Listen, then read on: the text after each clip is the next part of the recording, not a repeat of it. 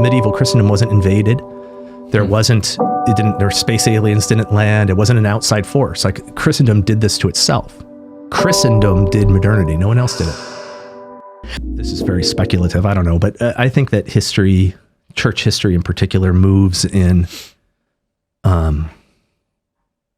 these big cycles of corruption and reform, and that the corruption, like what emerges out of the period of corruption is at a higher level than what went into the period of corruption. Like there's a sort of, sometimes people will say things like the corruption of the best is the worst, that there's as the church sort of ascends through history, there are openings for greater levels of corruption, within it, and it succumbs to that. And then the eventual reform out of it is now, it's like if you're an alcoholic or something, and then you reform out of it, and you've now defeated alcohol. Do you know what I mean? Like you can become higher. Yeah. Yeah. Okay. So yeah, but do institutions conquer things? Because I get how it works on an individual level, because the individual now knows the evil that he doesn't wish to go back to. But a church in 1,000 years from now, but I think didn't exist. Now they just have history or structures put in place. I think modernity. I think the modern world is corrupt is the corruption of the church. I mean, what does modernity mean? Well, I mean, we're witnessing the end of it. So the modern world, the end of Christendom. Christendom is replaced with the modern world, right? The modern world has many different facets to it that we could describe it with, and that's what's meant by modernity. But I mean, you could describe it through. You could just try to describe it with secularity. You could try to describe it with scientific arguments. You could try to describe it with the way states work. I mean, there's many different ways to describe it, but one thing we know is it's not Christendom, right? And but it didn't come from anywhere else but Christendom. What I mean is, like, medieval Christendom wasn't invaded. There space aliens didn't land. It wasn't an outside force. Like, Christendom did this to itself. Christendom did modernity. No one else did it. And so it's a period of corruption in the church. Right? Modernity is a period of corruption, that was birthed by the church. Birthed by the church. I mean, the church understood in the broadest sense, right, of the civilization, not. I'm not talking about the episcopal hierarchy or something. I'm talking about the civilizational sense. Okay. And so the reform out of modernity is, I mean, I'm hopeful that eventually that will be the reform exactly of the church. I mean, and in 1,000 years, if the world's still here, there'll be a looking back at this period as a period of very profound corruption within Christendom. Welcome, ladies and gentlemen, to the Two Cities podcast. I'm your host, Theo Howard, and I hope that you're all having a blessed Epiphany tide. So as we just saw in the clip there, Dr. Andrew Willard-Jones, who is a fine historian, one that I greatly respect, and whose books, Before Church and State, which is a magnified study of St. Louis IX's France as a kind of sacramental kingdom at the apogee of Christendom, and his more recent work, The Two Cities, which has greatly enriched my own understanding of church history, and which has also played a part in inspiring the overall panoramic focus of this channel. So when I saw this excerpt and this thesis presented by Dr. Andrew Willard-Jones, I wanted to examine it further. Is it true that Christendom did modernity, that no one else did it? When we look around at the abomination of the modern world, it is very germane to ask, who is responsible for this? And in the following presentation, I'm going to discuss how I believe Jones's thesis is true, but it is a half-truth. And I'm also going to look at the dangers of this thesis, how this thesis that Christendom did modernity, that the church birthed the modern world, is used by various thinkers and, in fact, by the enemies of the church in a way that is additionally detrimental to the church and Christian civilization. That's not the way that Dr. Andrew Willard Jones intends it, but it can be used and instrumentalized in a way that I believe is quite dangerous. So the Colombian philosopher, the authentic reactionary, Nicolas Gomez Davila, said, quote, "To proclaim Christianity, the cradle of the modern world, is a grave accusation or a grave calumny." And this thesis that the church birthed modernity, the church is responsible for modernity, is one that has very much grown in popularity in the 20th century and was particularly advanced by men who were known as the integral humanists, men like Jacques Maritain, who affirmed the value of Catholic civilization, particularly in the Middle Ages, but argued that it had had its day and that the modern world which followed the Christian social order was something desirable and something that followed almost as an evolutionary step after Christian civilization. And this, of course, is the argument of many modernists of Davila's time who are claiming the same thing. So I think there are potentially calumnious implications of Jones's thesis. It's a very grave statement, a very grave accusation, as Don Colacho says here, to proclaim Christianity the cradle of the modern world. So first of all, let's just begin by defining modernity a bit further. As Charles Taylor and many other scholars have identified, the fundamental characteristic of modernity, of the modern era, is secularization, the closing of the human world, the human social order, the human mind to the transcendent. And we might put that much more starkly by saying that modernity is the apostasy of the nations. It is the retreat from grace. And by acknowledging that, we can see that modernity was and is defined against Christendom, against that social order that came before modernity. Christendom, which is and was the temporal aspect of the church, of the city of God. And modernity, insofar as it follows Christendom and is defined against it, is this developing, ongoing antithesis of Christendom, which, as we see accelerating in our own time, is morphing more and more into anti-Christendom, the social order, or the social disorder, the supreme disorder, which will be the kingdom of the Antichrist. Eric Voegelin famously defined modernitas as the age of gnosis. And that's a claim that I'm going to elaborate further in this presentation. I'm going to examine that if modernity is the age of gnosis, can we say that that gnosis comes from within the church, comes from within Christendom? One towering figure in the Western canon who lived at the hinge between the medieval world and the modern world was William Shakespeare. And his most famous and perhaps greatest work, Hamlet, is seen as portraying the angst of man's soul on this verge of modernity. Bishop Williamson has described it as the psychology of theology, the psychology belonging to the modern world, the aborning modern world at that time, the theology of the Middle Ages.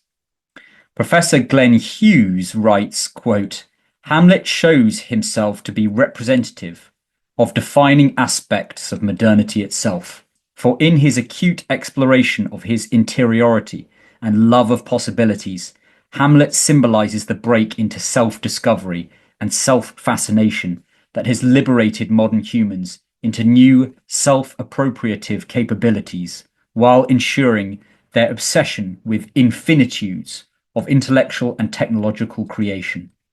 Hamlet, as I understand him, dramatically foreshadows an existentially disorienting love of possibility that is a cultural trait of modernity. Hamlet's spiritual illness only flirts with the notion that human consciousness is the ground of value, and the creation and the human struggle are intrinsically meaningless.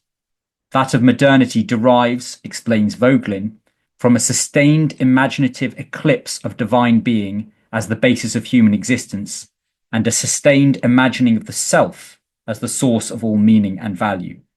The representative human of modernity has attempted, Vogelin writes, to transform himself from the imago Dei into an imago hominis. And this has entailed the imaginative absorption into human consciousness of the infinite creativity and power, potentia, of the divine being, of which the human mind remains ineluctably aware, even if unconsciously, giving human consciousness a sense of an unlimited capacity to alter the fabric of reality. The essential dream of modernity, therefore, is one of transformative possibilities. The common factor is the fascination with possibility and the unlimited potency of human creativity. Vogelin identifies this dream with that of the magic of alchemy. In our contemporary world, Vogelin writes, alchemist magic is primarily to be found among the ideologists who infest the social sciences with their efforts to transform man, society, and history. Alchemistic conceits survive also in the inspiration of the natural sciences, recognizable in such phenomena as the technological dreams of a new world, or in the biological dreams of producing a homunculus. One way of summarizing what we've just heard there is that in the medieval world, God was recognized as God, and in modernity, man attempts to usurp his place. The poet Matthew Arnold, in his famous work Dover Beach, wrote, "The sea of faith was once two at the full, and round earth's shore lay like the folds of a bright girdle furled. But now I only hear its melancholy long withdrawing roar, retreating to the breath of the night wind down the vast edges drear and naked shingles of the world." So I think it's important, if we're going to answer this question of whether Christendom is responsible for modernity, to look at the magisterial teachings of the Holy Roman Pontiffs. What do the popes say about this? We're going to begin by looking at Pope Pius VII, who was pope for a long time at the beginning of the 19th century. Springing from the so-called Enlightenment, there were new ideas devised for the new basis of civil society other than Christianity. And this was because of the rupture and the incoherence introduced by Protestantism, whereby divine revelation is challenged as absurd to the common mind, since European man can no longer be certain of the truths of Christianity with this proliferation of heretical sects and these counterclaims as to what the Church of Christ is. You have the rise of the so-called Enlightenment, and with its ideas for a new basis for civil society based on unaided human reason without divine revelation. This is the mother of all anti-Christian political ideologies, liberalism, which is a counterfeit to the true religion in providing an alternative basis of the social order.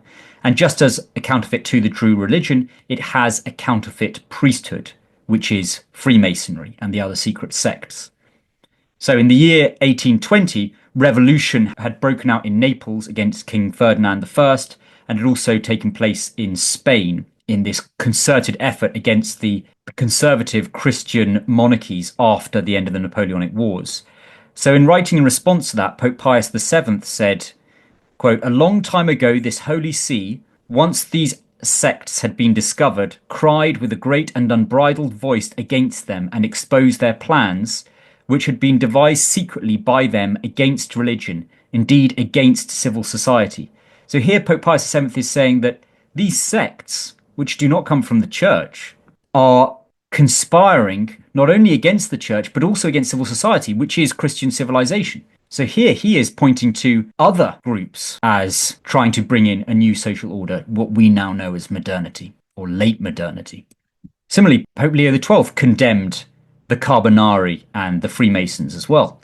He said, "From this it indeed appears that even so long after a time since the flames of revolution were enkindled and spread abroad, indeed after the remarkable victories reported by the powerful princes of Europe, by which those flames were expected to be extinguished, their wicked undertakings still have not known an end.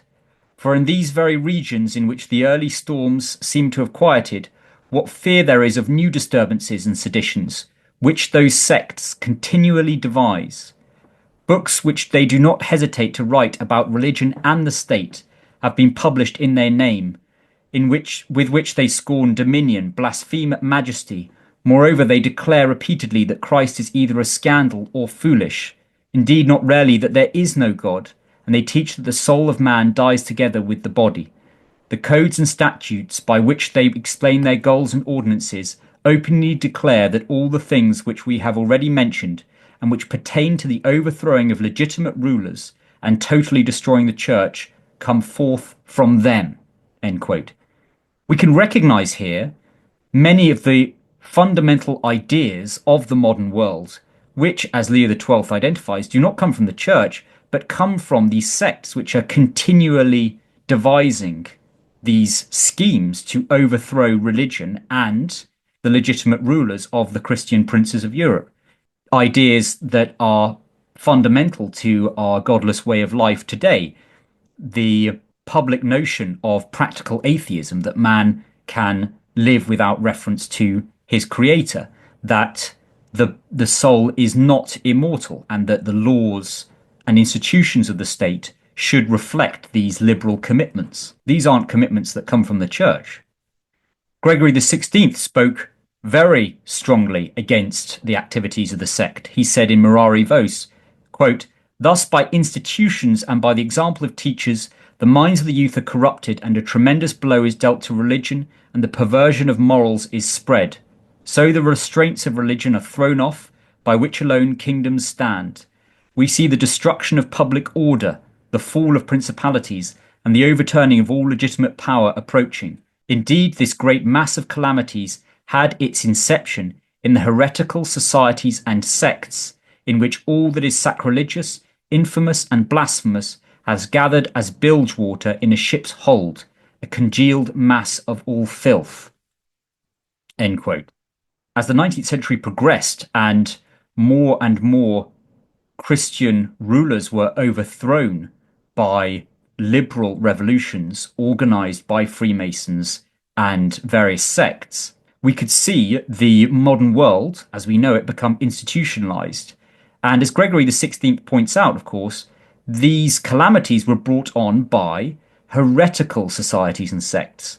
And of course, as we know, following Trent and Pope Pius XII's teaching Mystici Corporis, if these men were heretical, then they were outside the body of Christ. So we can't say that these calamities and these errors and all of these modern afflictions came from within the church, because these men were outside the church, attacking the church from within the temporal societies of Christian civilization. Pope Pius IX continued this papal theme when he said that the numerous machinations and artifices by which the enemies of the Christian name have tried to attack the Church of God must undoubtedly be reckoned that perverse society of men called Masonic, which at first confined to darkness and obscurity now comes into light for the common ruin of religion and human society. Here's modernity being established. He said very explicitly, the satanic spirit of the sect was particularly evidenced in the past century during the course of the revolutions of France, which shook the entire world. Such upheavals proved that total dissolution of human society could be expected unless the forces of this ultra-criminal sect were crushed. End quote. Jacques Mitterrand, not the French president, but the Grand Master of the Grand Orient Lodge of France in the 20th century, just like Jean-Marc Rivière, describes Freemasonry as a counter-church. These revolutions that the 19th century popes decried were instigated by Freemasonry, first to destroy Catholic states, which were the natural protectors of the church. They would also then confiscate the properties of the church, thus paralyzing her and her works, convents, schools, hospitals, charities, etc. Leo XIII was perhaps most systematic in his condemnation of the Freemasonic sects, as we've seen before, and also in pointing out their role in creating this new modern social order by overthrowing Christendom. In Humanum Genus, he says, quote, "They are planning the destruction of Holy Church publicly and openly, and this with the set purpose of utterly despoiling the nations of Christendom, if it were possible, of the blessing obtained for us through Jesus Christ our Saviour. He calls the Masonic sect strong in manpower and resources and the leader in a war against anything sacred. So this is coming from outside the church, and tragically, these enemies of the church were successful. They won. They created the modern world with all its bitter fruits and works and empty promises. But where did the Freemasons and occult sects that the 19th century popes identify get their anti-Christian ideas?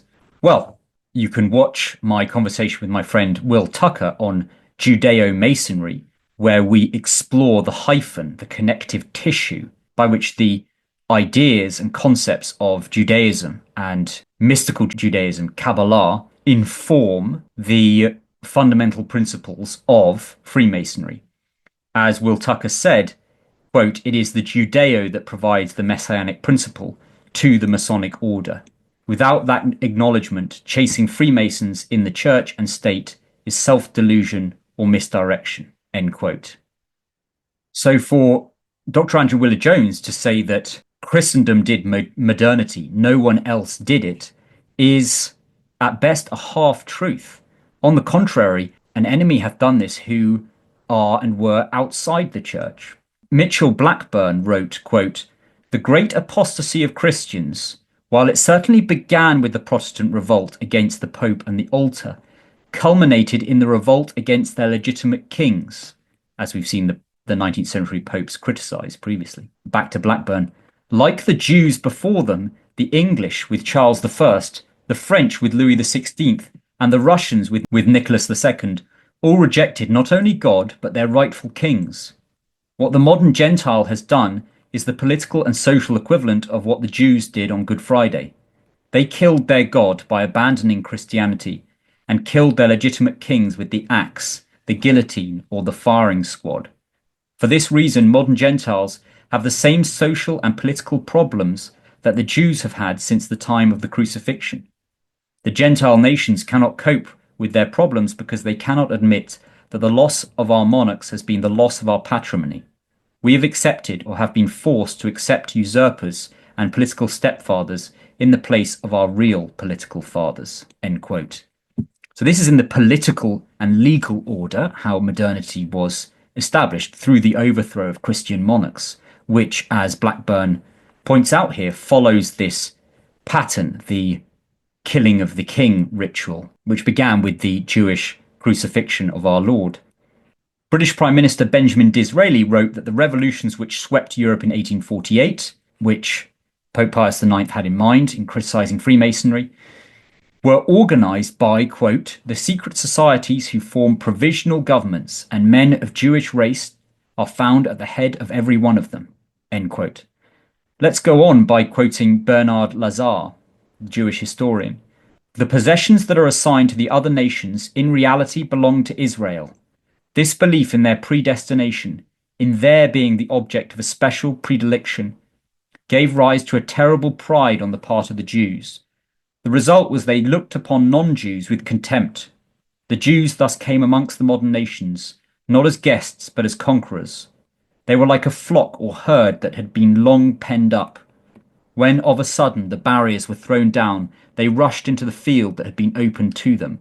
Now they were not warriors, and besides, it was not a propitious moment for the expedition of a relatively small force, but they succeeded in making the one conquest for which they were really armed, the economic conquest, for which they had been preparing for years," end quote. So we've seen how modernity was established in the legal and political order, and now coming on to the economic order in the 19th century. After the French Revolution and the revolutions in Europe, once the European states were no longer Catholic, we have liberalism established, which says that there's no reason not to give equal rights to the Jews and to the Christians. Equipped with their civil rights, the Jews were to rush into the structures of the previously Christian state to subvert and destroy it. Bernard Lazare says, quote, "From the day when the Jew has taken up governmental responsibilities, the Christian state has been in jeopardy." end quote. Monsignor Joseph Lehman, a convert from Judaism, wrote, quote, "Two incredibly tragic events occurred at the same time in the beginning of the French Revolution: the dismissal of Christ and the admission of the Jews. First historical fact: Christ is rejected from the Declaration of the Rights of Man. Second historical fact: the Jews are accepted into society in accordance with the same declaration. These two facts put together can but recall a painful contrast of the past, the preference given to Barabbas over Jesus." End quote. So this recalls the article from Civilita Cattolica in 1890, looking at 100 years of European history since the French Revolution, and seeing how the French revolutionaries' emancipation of the Jews, allowing them to enter into official positions within civil society, and which was spread by Napoleon's wider emancipation of Europe's Jews, was critical for the de-Christianization of the institutions and structures of European societies.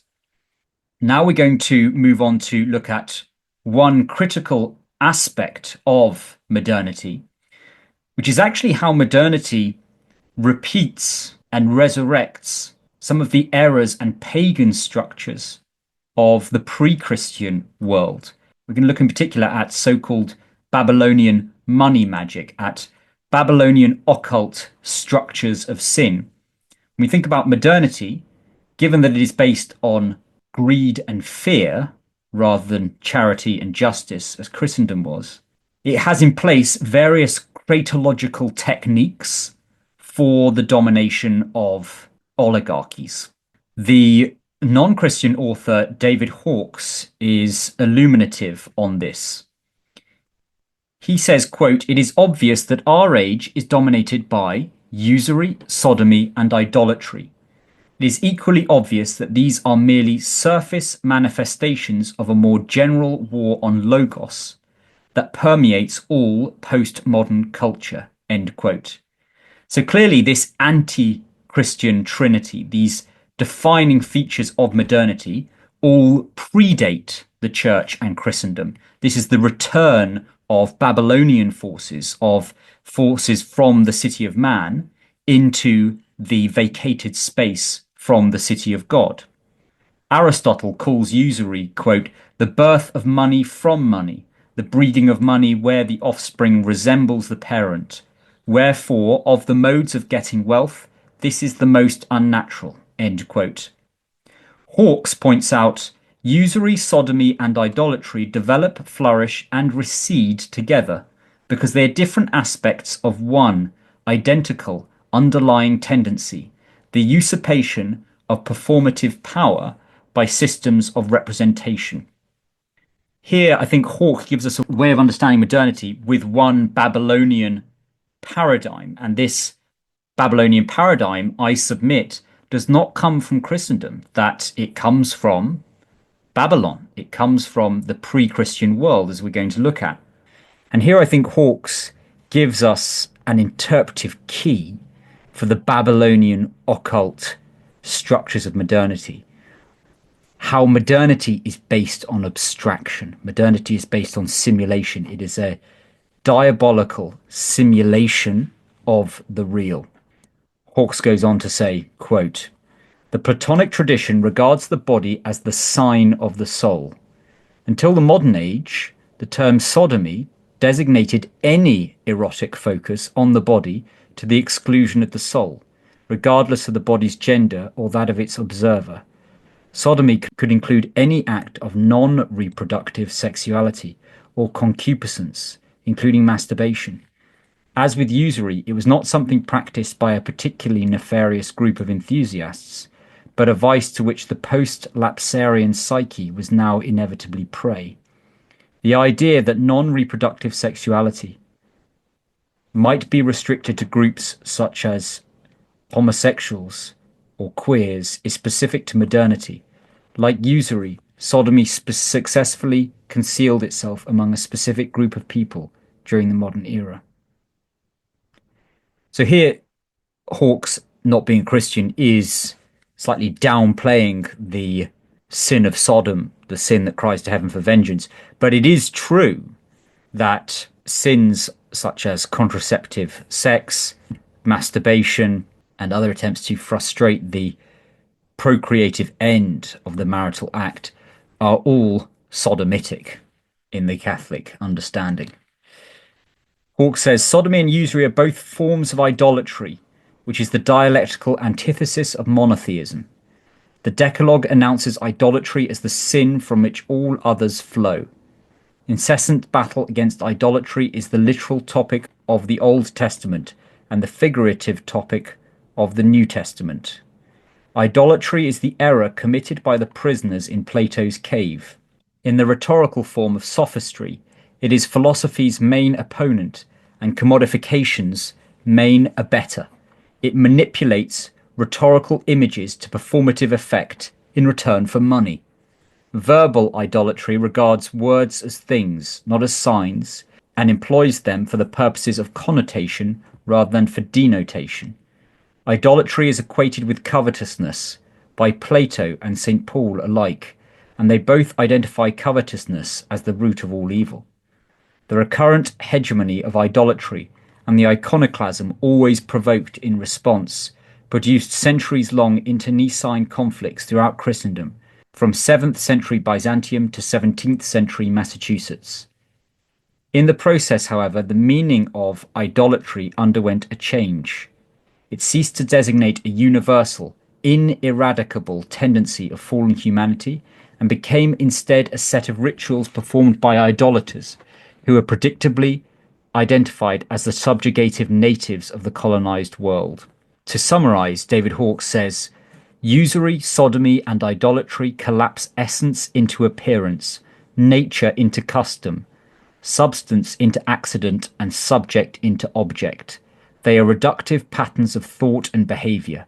They abolish logical oppositions, not by logic, but by the violent, irrational reduction of one side of a binary opposition to the other. Appearance displaces essence throughout every aspect of experience, end quote. And this really, I think, is the ontological core of modernity, which does not come from Christianity. It comes from this Babylonian magic here, this replacement of essence by appearance. We can see that through the expanding mediation and virtualization of life in late modernity, this overall ontological thrust occurring. And this is the overall dialectical mode that Hawkes points to here of modernity. This displacement of essence by appearance is, in origin, pre-Christian. It doesn't come from the church. For example, the Mesopotamian shekel, which is the first known form of currency, emerged nearly 5,000 years ago. The lending of money at interest goes back at least to the Babylon of the legal code of Hammurabi in 1775 BC. This points to the origins of usury in Babylon, which can be traced back to the 3rd millennium BC, when loan agreements required repayment at the next harvest.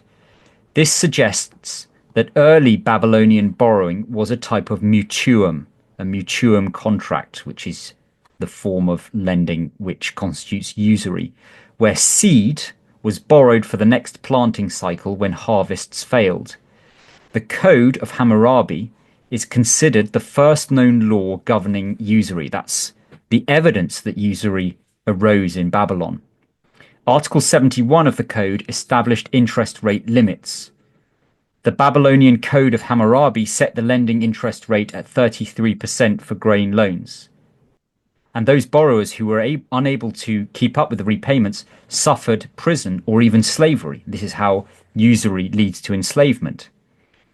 The Hammurabi Code also influenced Assyria, Egypt, and the city-state of Athens, which institutionalized high-interest lending rates and cruel punishments for late payments and unpaid debt. The modern system, therefore, of commercial credit is, like the Babylonian, a form of slavery and thoroughly pre-Christian in origin. I've discussed these authors, Yuri Schleskein and Sergio Quinzio, before. They make a very different claim from Dr. Andrew Willard-Jones here in defining modernity as Jewish. Yuri Schleskein writes, quote, "The modern age is the Jewish age, and the 20th century in particular is the Jewish century. Modernization is about everyone becoming urban, mobile, literate, articulate, intellectually intricate, physically fastidious, and occupationally flexible. It is about learning how to cultivate people and symbols, not fields or herds. It is about pursuing wealth for the sake of learning, learning for the sake of wealth, and both wealth and learning for their own sake.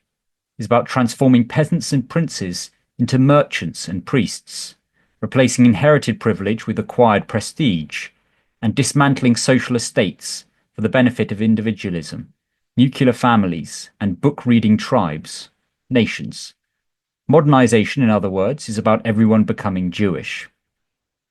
The dismantling of borders, the open society, democratization, globalization, the free flow of capital, goods and services are expressions of the Jewish spirit of modernity." In his book, The Jewish Century, Schleskein calls the Jews, or characterizes the Jews, as Mercurians, and the European Christian host populations as Apollonians. He contrasts the Mercurians and the Apollonians. The Mercurians, according to Schleskein, are the figurative descendants of Hermes, of Mercury, the god of all those who did not herd animals, till the soil, or live by the sword. Quote, "He was the patron of rule breakers, border crossers, and go-betweens, the protector of people who lived by their wit, craft, and art. Mercurians use words, concepts, money, emotions, and other intangibles as tools of their trade. And, of course, Hermes was a thief. Apollo, his big brother and opposite, possessed most things in the universe because he was the god of both livestock and agriculture. As the patron of food production, Apollo owned much of the land, directed the flow of time, protected sailors and warriors, and inspired true poets. He was both manly and eternally young, athletic and artistic." For Schleskein, the Mercurians may have known more about the Apollonians than the Apollonians knew about the Mercurians, but that knowledge was a weapon of weakness and dependence. Hermes needed his wit because Apollo and Zeus were so big and strong. Then things began to change. Zeus was beheaded repeatedly or made a fool of. Apollo lost his cool, and Hermes bluffed his way to the top. So in this extended metaphor that Schleskein draws, the Mercurians, the Jews, live in Christendom and are dependent on Christian production and security, and yet over time come to eclipse the Apollonians, the Christians. Modernity was about everyone becoming a service nomad, mobile, clever, articulate, and good at being a stranger, like the Mercurians. So clearly, Schleskein is using these metaphorical categories, the Mercurians and the Apollonians, to avoid discussing Christ. Schleskein is a Jew. But if Schleskein is right that Jews did modernity, then it is not entirely true that Christendom did modernity, since Jews, being unbaptized, were outside the Christian social order. They lived temporally inside Christendom, but they were not members of it. Now, I want to acknowledge here that on a purely spiritual level, the thesis that Dr. Jones advances is true. It is true to say that the faithlessness of bad Christians caused modernity. If we look at this collection of villains here, all these men were baptized Catholics and had a large role in the genesis of modernity. We've got here William of Ockham, father of nominalism. We've got King Philip IV, the Handsome of France, Pope Alexander VI, Martin Luther, Henry VIII, Voltaire, John Calvin, René Descartes, and Napoleon Bonaparte. But I think here this is where some distinctions need to be made. The historical sequencing of the birth of modernity is important. The progenitors of early modernity, some of whom we see here, were largely Catholic, and they were responsible for spreading largely Judaized ideologies and heresies such as Protestantism, liberalism, and nationalism. And then by the end of the early modern period, in the 18th century, that fulcrum between early modernity and later modernity, I think God allowed the revolutionary flame to be carried forward by increasingly by Freemasons and Jews rather than baptized Catholic. So we can see modernity as a kind of culmination of Christian heresies. Protestantism gave way to liberalism, which gave way to socialism. And it is true that they all required the original matrix of Christianity. They are all derivative corruptions of true Christianity.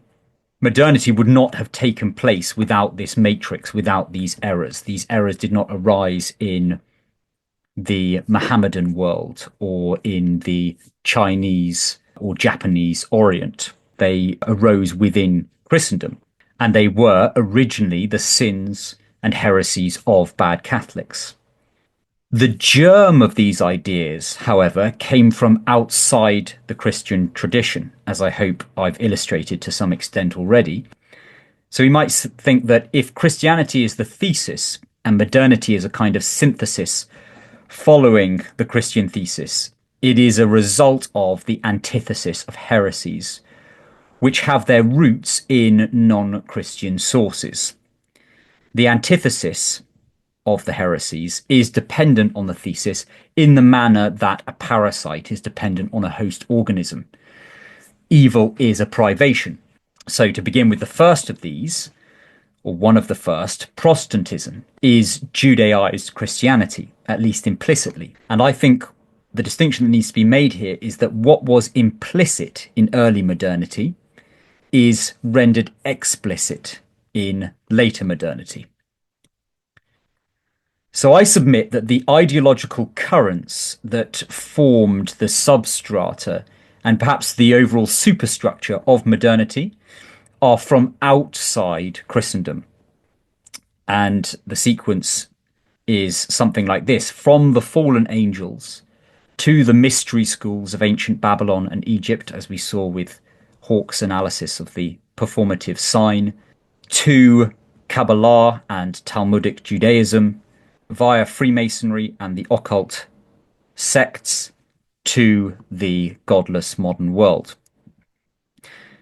The scholar Agatha Bielek-Robeson points out that the Jewish messianic anticipation infected the Renaissance Kabbalists, for example. That's an example of how these Jewish ideas and concepts were spread into Christian civilization, but they didn't arise from within the church. They arose among members, baptized members of the church, who became heretics and therefore outside the church.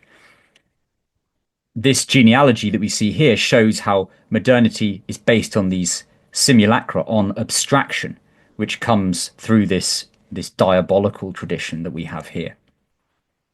As an example, again, the Hasidim, the Hasidic Jews, hold that the Simsum, which I've talked about in my presentation on the Kabbalah and anti-Christian revolution, which is very closely related to this question. Simsum, God's retraction, the act of contraction and concealment, which wrought all distinctions and brought the world into being, was a linguistic act. According to Shnoya Zalman, the Simsum is a revealing and a concealing act in which the infinite, the Ein Sof, contracts itself into language, specifically into the combination of letters, which comprise the so-called 10 utterances of creation. These are the Kabbalistic 10 Sephirot that we see in the middle of the genealogy here. This is God's grammar of creation for the Kabbalists. For the Kabbalists, words create worlds, and that's the basis of their magical system. We've looked at a few examples of that. So there are profound dangers to the thesis that Andrew Willard Jones puts forward. No doubt he doesn't intend it, but it does get weaponized in dangerous ways. Here's an example of this weaponization of the idea that Christendom did modernity. This is a thoroughly revolting article on Unheard by the historian Tom Holland. Now, Tom Holland has made his career with his work Dominion, The Making of the Western Mind, in which he argues that Western morality, values, and social norms ultimately are products of Christianity, stating that, quote, in a West that is often doubtful of religion's claims, so many of its instincts remain for good and ill thoroughly Christian, end quote. Holland further argues that concepts now usually considered non-religious or universal, such as secularism, liberalism, science, socialism, and Marxism, revolution, feminism, and even, as we see here, homosexuality, are deeply rooted in a Christian seedbed, and that the influence of Christianity on Western civilization has been so complete that it has come to be hidden from view, end quote. So much of Tom Holland's analysis has some truth to it, but because Holland is a liberal, he puts forward this value-neutral analysis, which doesn't make any distinctions about what is Orthodox Christianity and what isn't, because Tom Holland is an Anglican and a liberal. And so he doesn't distinguish and say secularism, liberalism, homosexuality, the degree to which these are all ideologies coming from Christianity is that they are heresies, sins, errors, defections from Christianity. And so it leaves the reader confused and under this false impression, I think the most dangerous part of this thesis, that Christianity itself is evolutionary, that Christianity changes. And it creates this impression that the Christian faith is this leaven within this amorphous Western world that leads to the liberalism we live under today, which Tom Holland basically implies is the best of all possible worlds. So it's a way of affirming the current liberal Judeo-Masonic regime. So rather than Jones's thesis that Christendom did modernity and that's a bad thing, it can get converted into Christendom did modernity and that's a good thing, or at least an inevitable thing. It's this evolutionary theology. Jones's thesis was very popular, continues to be very popular among various modernists like Teilhard de Chardin, who hijack this thesis and say that the church is progressing through the ages and evolving, is responsible for modernity, and modernity continues to progress towards an omega point. And the church then gets co-opted into this awakened Jewish messianism, which, as we saw, is actually where many of the original germ ideas of modernity come from. Agatha Bielek-Robeson expounds the Jewish perspective that sees in modernitas a hopeful repetition of the narrative of the Exodus, the story of the liberation and autonomous self-constitution of man, helped by God, who wished his subjects to stop being just subjects, but also wanted to offer them freedom, end quote. Now, I thought this Judaic character of modernity has an analogue in the Novus Ordo milieu, which affirms all religions as paths to God, as we heard Bergoglio say recently.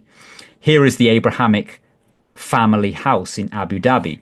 This optimistic stance of dialogue, in fact, this dialogue can only be convergence because it is not based on conversion, with false religions is rooted in heretical Christian millenarianism. This idea of the third age of the Holy Spirit, which greatly influenced the most ambitious strain of modern philosophy, that is German idealism and Hegel in particular. For the Catholic modernists, the new Pentecost after Vatican II is envisaged as the messianic era of the Holy Spirit, where every individual will enjoy perfect freedom and all earthly hierarchies and divisions will fall down.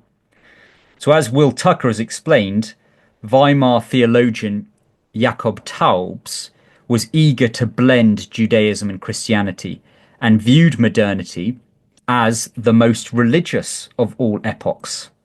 So he's got an ironically contrary view to modernity as secularization by saying, no, it's the most religious of all epochs, arguing that modernity offers a chance of reawakening and renewing the universal messianic ambitions of early Hebrew religion.